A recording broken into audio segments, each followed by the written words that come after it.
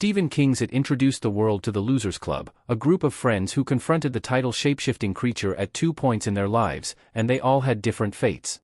In 1986, Stephen King terrorized readers with the novel It, where he introduced them to an evil, shape-shifting creature from a void in the macroverse that many years ago arrived at Earth, specifically to the area that would become Derry, Maine.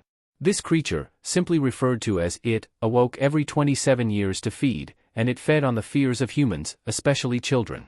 In 1957, Georgie Denbrough was killed by it in its preferred form of the clown Pennywise, and a year later, it went after Georgie's older brother, Bill, and his friends Eddie, Richie, Stan, Mike, Ben, and Bev.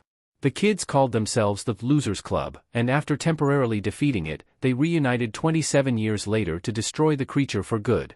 It was adapted into a TV miniseries in 1990 and got the big screen treatment in 2017 and 2019 as it was divided into 2 parts, but the fates of the losers are slightly different in the movie and the book. Bill Denbrough was the leader of the Losers Club and the brother of Georgie. Bill had a speech impediment for which he was bullied at school, leading him to become an outcast along with his friends. A year after Georgie's death, Bill and his friends encounter it at different places and in different forms, which leads them to meet Bev, Ben, and Mike, forming the Losers Club. 27 years after their temporary defeat of it, Bill became a successful writer and married an actress named Audra Phillips, but like the rest of the losers, he couldn't have children. Bill had no memory of it and his friends once he left Derry, but returned after it awoke and killed Adrian Mellon.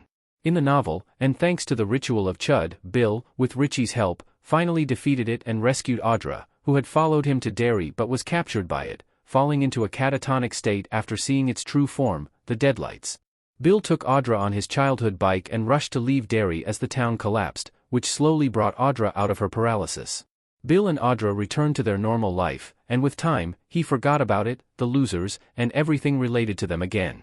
In It Chapter 2, Bill was married to Audra, but she didn't follow him nor did she fall into a catatonic state. However, Bill did return to her at the end of the movie, but he retained his memories of everything that happened with it. Bev Marsh. Bev endured years of abuse. Bev Marsh lived with her abusive father throughout most of her childhood, and she found the family she needed in the losers. Bev's first encounter with it was in her bathroom when she heard voices coming from the sink. A balloon came out of the sink and exploded, covering the whole bathroom with blood, and to Bev's horror, her father couldn't see the blood.